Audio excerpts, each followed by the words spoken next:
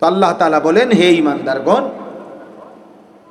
হে মুমিনগণ, তুমি আমার, তোমারে বান্দা আমি বলি, আর কেউ না শুনুক আমি আল্লাহর কথা, তুমি তো আমার ঈমানদার বান্দা, তোমাকে বলছি লা তাত্তাবিউ খুতুওয়াতিশ শাইতান, কোনোভাবেই শয়তানের রাস্তা অনুসরণ করো না। তাফসীরের মধ্যে আছে প্রত্যেক গুনাহ ওয়ালা তাত্তাবিউস সুবুলা, আর কোন পথে যেও না, ভিন্ন পথে যেও না, ফাতাফাররাকা বিকুম আন সাবিলিহি, তাহলে আমি আল্লাহর রাস্তা থেকে ভিন্ন পথে গেলে তোমারে ছিন্ন ভিন্ন করে দিব। যেও না বান্দা। যালিকুম ওয়াসাকুম বিহি, আল্লাহ বলেন এটা আমি ওসিয়ত করলাম। মৃত্যু পথযাত্রী, শেষ অবস্থায় মুমূর্ষ ব্যক্তি যেরকম বলে যে ফুত, জীবনে আমার কত কথা তোরে বলছি রে বাপ, শুনছত বা শুনস নাই, আজকে বাপ আমার মরার পূর্বে আমি শেষবারের মতো তোকে ওসিয়ত করে গেলাম। এই কথার যেমন গুরুত্ব, আল্লাহ বলছে এটা আমি আল্লাহর ওসিয়ত, আমার ওসিয়ত আল্লাহ বলছে। তো এখানে আল্লাহ তাআলা এটা বললেন যে আমার বান্দা গুনার রাস্তায় যেও না, শয়তানের রাস্তায় যেও না।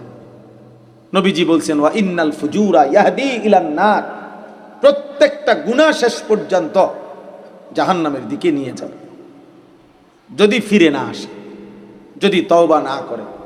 প্রিয় যুবক ভাই, প্রিয় বয়স্ক বাবা, আমার সবাইকে বলি, আমাকেও বলি, প্রতিটা সুদের শেষ ঠিকানা জাহান্নাম, প্রতিটা ঘুষের শেষ ঠিকানা জাহান্নাম, নারীর ছবি, ভিন নারীর এই নাটক সিনেমার নর্তকীর ছবির আখের গন্তব্য জাহান্নাম, জাহান্নাম। প্রতিটা উলঙ্গতা, বেহায়াপনার শেষ ঠিকানা জাহান্নাম। প্রতিটা মিথ্যা, চুরি, ডাকাতি, জিনা, ব্যভিচার, বেপর্দা, বেহায়া, এর শেষ ঠিকানা জাহান্নাম, শেষ ঠিকানা জাহান্নাম। বারবার আল্লাহ তাআলা কোরআনে বলছেন কুল্লিল মুমিনিনা ইয়াগুদ্দু মিন আবসারিহিম ওয়া ইয়াহফাজু ফুরুজাহুম যালিকা আযকা লাহুম। আল্লাহ তাআলা বলছে, বন্ধু আপনি ঈমানদার পুরুষদেরকে বলে দেন তারা যেন ভিন নারী থেকে তাদের চোখ নামিয়ে রাখে, এবং তারা যেন হারাম কাজ থেকে, জিনা ব্যভিচার থেকে তাদের লজ্জাস্থানকে হেফাজত করে। আল্লাহ বলে যালিকা আযকা লাহুম, এটা যদি তারা করে আমি আল্লাহ ওয়াদা দিলাম এই কাজ তাদের অন্তরকে শতভাগ পবিত্র করে দিব। আজকা, নারীর থেকে চোখ ফিরাইবা, লজ্জাস্থান হেফাজত করবা, খোদার কসম আল্লাহর ওয়াদা, সে হয়ে যাবে তাজকিয়াওয়ালা, সে হয়ে যাবে আধ্যাত্মিক সাধক, সে হয়ে যাবে আল্লাহওয়ালা, সে হয়ে যাবে মুত্তাকি। আল্লাহ বলেন আমি তার দিল 100 পবিত্র করে দেব। আজকা মানে ইসমে তাফদীল, পূর্ণ পবিত্র করে দেব, পূর্ণ।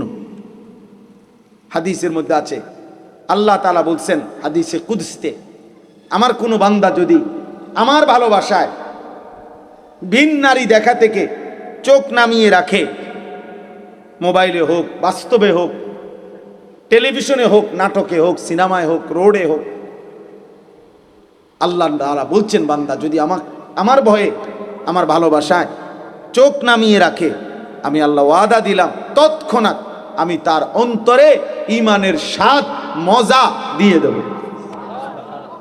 আবদালতুহু ঈমানান ইয়াজিদু হালাওয়াতাহু ফি কলবি। আল্লাহ তাআলা এখানে এটা বলছেন। তাহলে ভাইয়া এই বক্তব্যের মূল কথা এটাই, লা তাত্তাবিউ খুতুওয়াতিশ শাইতান, শয়তানের রাস্তা ধরো না। কোনো বাবা হারাম দিয়া আরো কিস্তি নিল, চাচা অভাব যাবে না চাচা। কোন সুদখোরের অভাব শেষ হয় নাই রে বাপ, কোন কিস্তিখোরের অভাব।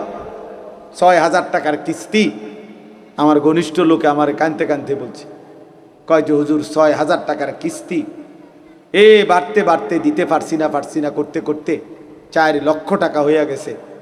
এখন আর আপন ভাই বাড়ি ছাড়া, ঘর ছাড়া, কার মা অসুস্থ করতো দেখতেও আসতে পারে, ও ৬,০০০ টাকার কিস্তি। কোন কিস্তিখোর এই জন্য অভাব পূরণ করতে পারে না।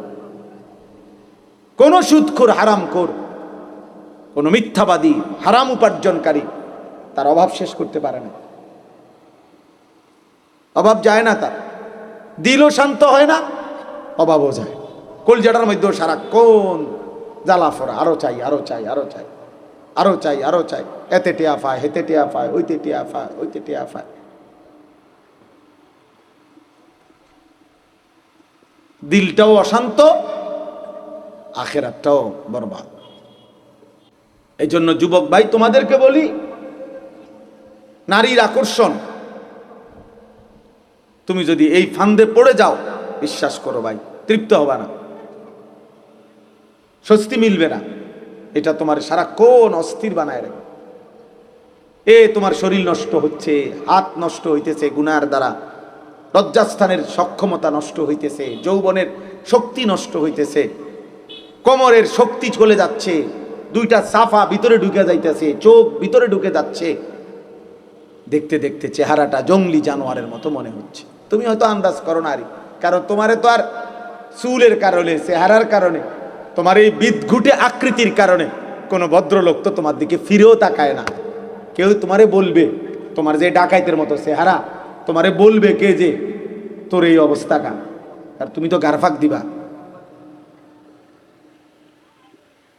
তুমি তো এমন গারফাক দিবা যে তোমার বাপেও তো তোমারে ডরায়, তোমার মাও তো তোমারে ভয় পায়, তো তোমারে আর ডাক দিব কে? তোমারে আর ডাক দিবে কে? এই জন্য তখন সবাই মেনে নেয়, যা না ফরমান, তার মতোতে চলো, যেটা মনে করে ডাক, ভিসা দিয়ে তার কপালে। যার মা তাকে ছেড়ে দেয়, যার বাপ তাকে ছেড়ে দেয়, এবার সে আর কোথায় আশ্রয় যাবে? তারে ফিরাবে কে? তারে ডাকবে কে?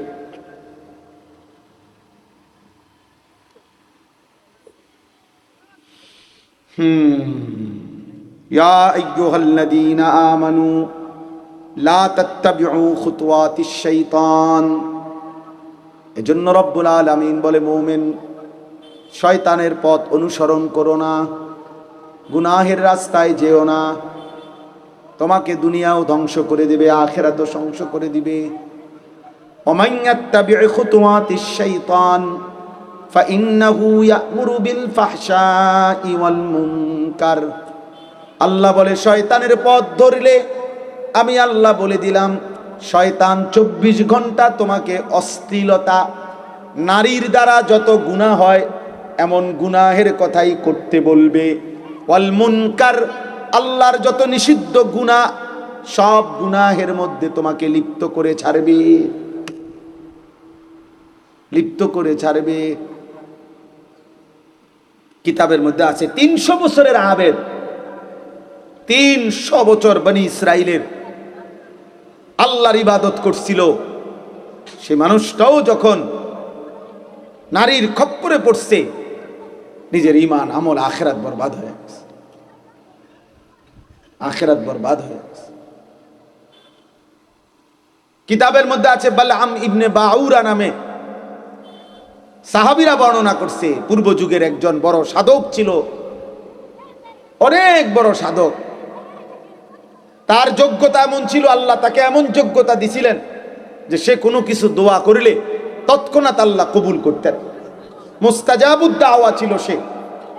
কিন্তু স্ত্রীর, নারীর প্রলোভনে সে হারাম, ঘুষ, মুসা আলাইহিস সালামের বিরুদ্ধে আল্লাহর কাছে বদদোয়া করার জন্য মুসা নবীর বিরুদ্ধদের লোকদের কাছ থেকে অনেক টাকা, স্বর্ণ, রৌপ্য গ্রহণ করছে। নারীর ফাঁদে পড়ে শেষ পর্যন্ত আল্লাহ তাআলা, কোরআন শরীফে আছে দোস্ত, সূরা আরাফের মধ্যে,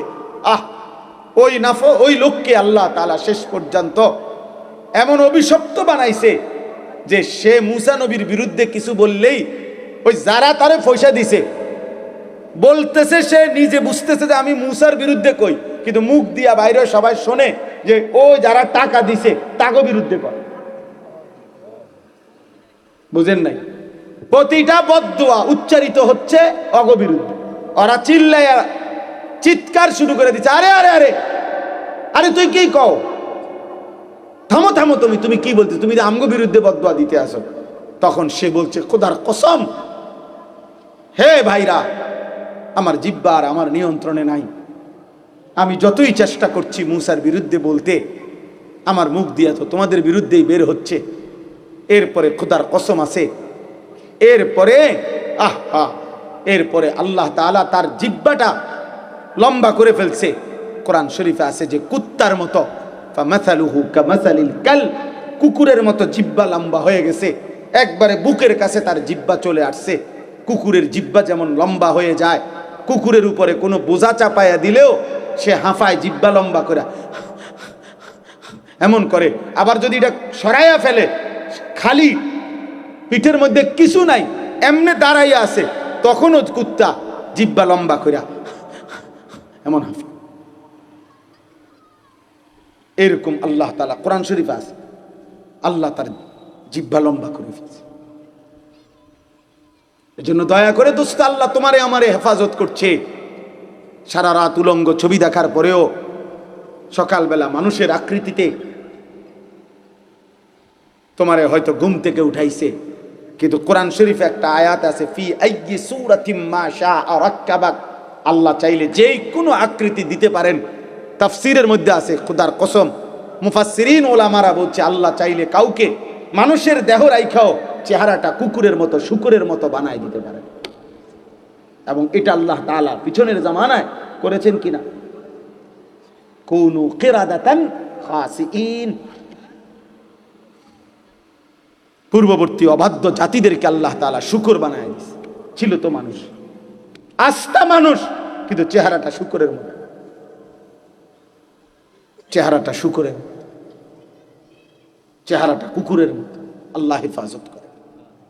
অতএব আজকে এতটুকু কথাই, ওয়ালাউলা ফাদলুল্লাহি আলাইকুম ওয়া রাহমাতুহু মা যাকা মিনকুম মিন আহাদিন আবাদা। আল্লাহ বলছে আমার দয়া যদি না হয়, আমার অনুগ্রহ, আমার রহমত যদি না হয়, বান্দা নিজেকে নিজে পবিত্র রাখতে পারবা না। নিজের পবিত্রতা নিজে রাখতে পারতা না, আমার দয়া হইতে হবে। আর আমার নাফরমানি করবা 24 ঘন্টা, আমি কেন তোমারে দয়া করব?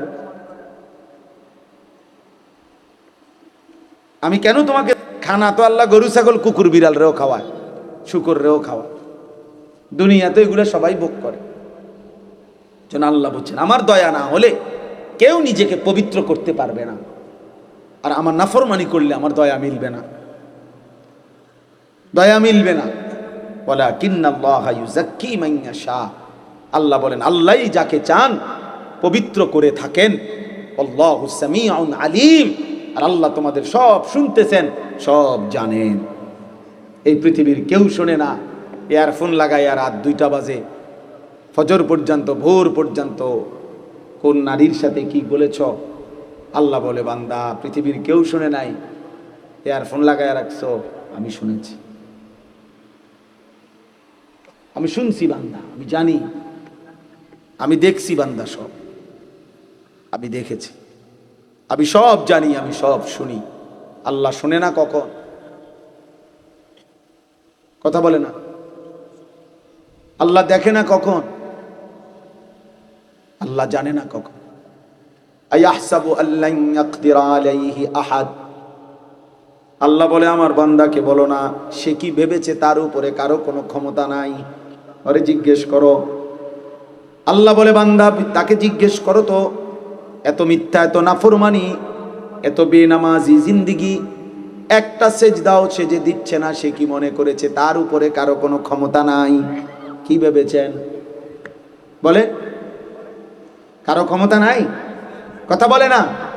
আয়াহসাবু আল্লাম ইয়ারাহু আহাদ, আল্লাহ বলে আমার নাফরমান বান্দা কি ভেবেছে তাকে কেউ দেখে না? কি মনে করেন দেখে না? আলাম ইয়ালাম বিআন্নাল্লাহা ইয়ারা, আল্লাহ বলে সে কি জানে না তাকে আল্লাহ দেখে? আল্লাহ দেখে।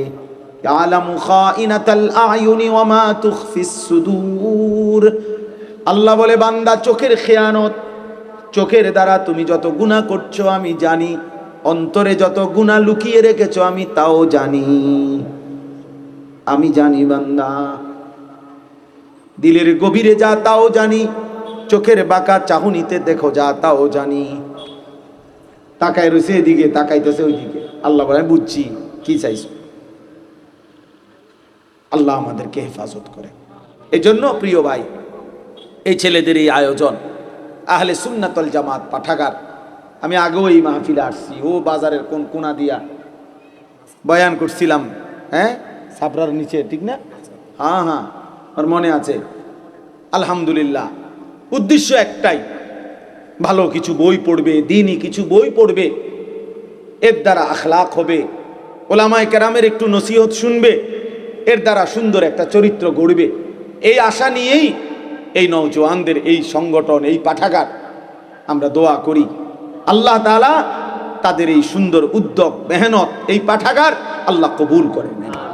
আর যারা এর সাথে সম্পৃক্ত আছো ভাইয়া, আমি তোমাদের কাছে অনুরোধ করছি, প্রিয় ভাই, দোস্ত আমার, বন্ধু আমার, তোমরা যেভাবে মানুষের কল্যাণে একটা ভালো কাজের উদ্যোগ নিয়েছ, ঠিক তেমনি ভাবে নিজের কল্যাণে, নিজের ঈমান, নিজের আমল, নিজের আখলাক, নিজের চরিত্রের জন্য আরো উদ্যোগ নাও, আরো উদ্যোগ নাও। আল্লাহ তাআলা আমাদেরকে তৌফিক দান করেন। আগামীকাল আমার মাদ্রাসায়, কুমিল্লা ক্যান্টনমেন্ট ময়নামতি সাহেবের বাজার, ওইখানে মাসিক ইসলাহি মাহফিল, প্রত্যেক মাসের দ্বিতীয় শনিবার আমার মাদ্রাসায় মাহফিল হয়। আগামীকালকে সেটা সকাল 10টা থেকে 12:30 পর্যন্ত। ওইখানে মা বোনদের জন্য বয়ান হয়, আসর থেকে এশা পুরুষদের জন্য বয়ান হয়। আমার শায়েখ আল্লামা মুফতি মুশতাকুর নবী কাসিমি হুজুর এই মাসে বয়ান করবেন, আমরাও থাকবো ইনশাআল্লাহ। সুযোগ থাকলে নওজোয়ান ভাই কারো যাওয়ার চেষ্টা করবেন। আর একটা শেষ অনুরোধ হলো, প্রিয় নবী সাল্লাল্লাহু আলাইহি ওয়াসাল্লামের জীবন, নবীজির আমল একটু একটু করে শিখতে চেষ্টা করবেন। আমরা এই নবীজি সাল্লাল্লাহু আলাইহি সাল্লামের একটা গুরুত্বপূর্ণ আমল হলো, নবীজি তাহাজ্জুদ নামাজ পড়তেন রাত্রিবেলা, রাত গভীরে নবীজি নামাজ পড়তেন, দোয়া করতেন, চোখের পানি ফেলতেন, অনেক দোয়া করতেন। আমি একটা কিতাব আমার গাড়ির মধ্যে বিক্রি করি, ওই যে আমার সাদা গাড়িতে। এই কিতাবটা হলো আমাদের প্রিয় নবী সাল্লাল্লাহু আলাইহি ওয়াসাল্লাম রাত্রিবেলা তাহাজ্জুদ নামাজে কি পড়তেন, কেমনে দোয়া করতেন, কতক্ষণ পড়তেন, এটা এই কিতাবের মধ্যে আছে। নবীজি সাল্লাল্লাহু আলাইহি সাল্লামের সুপারিশ হাসরের ময়দানে কেউ যদি পেতে চায়, কি আমল করা উচিত, কি আমল ধারাবাহিক করলে সুপারিশ মিলবে, এটা এই কিতাবের মধ্যে আছে। আমাদের নবী সাল্লাল্লাহু আলাইহি সাল্লামের উপরে সাহাবায়ে কেরাম, নবীজির জামানায় সাহাবীরা নবীজির উপরে কিভাবে দুরূদ পড়তেন, কি কি দুরূদ পড়তেন, এমন 40টা দুরূদ যেটা সাহাবারা পড়তেন, এই কিতাবের মধ্যে আছে। মাত্র 200 টাকা মূল্যে এই কিতাবটা আমরা বিক্রি করি গাড়িতে। যদি কারো সুযোগ হয়, এই অনেক গুরুত্বপূর্ণ আমল শিখতে পারবেন, কেনার চেষ্টা করবেন। আল্লাহ তাআলা আমাদেরকে তৌফিক দেন, এই মাহফিলখানা আল্লাহ তাআলা কবুল করেন, আমিন। জি জি, দাও দাও দ্রুত। আলহামদুলিল্লাহ, সম্মানিত উপস্থিতি, এখনই হুজুর সবার